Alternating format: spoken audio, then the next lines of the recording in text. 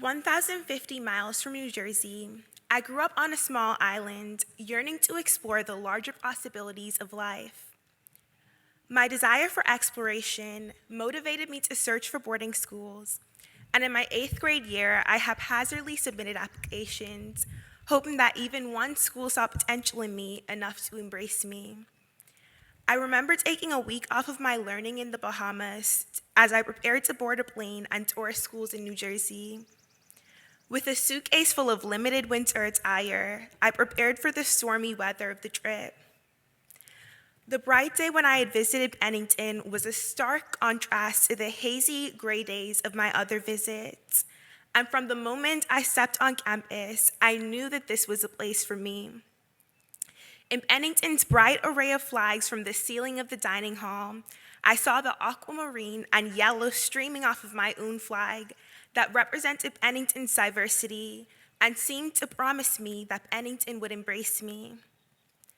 After I learned that I would be attending Bennington, my heart jumped as I imagined an array of opportunities. And my last days at home went by in a blur as I focused on joining a new community. I hadn't fully comprehended that in order to gain a new perspective, I had to say goodbye to the Sunday afternoons at my grandma's house, the Saturdays at the beach with my cousins, and what was my normal routine.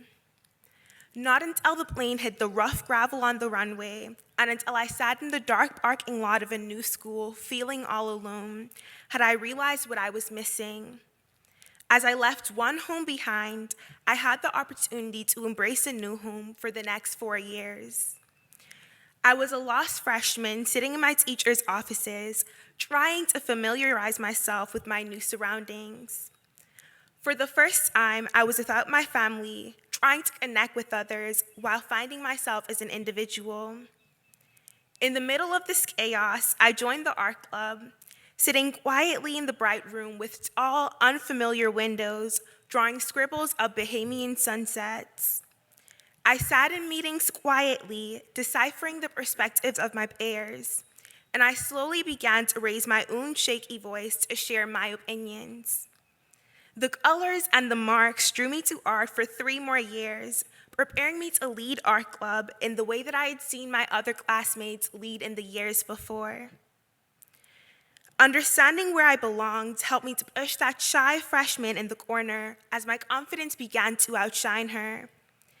I found my community in the art club, in the dorms with my friends, in advisory, or even in classes.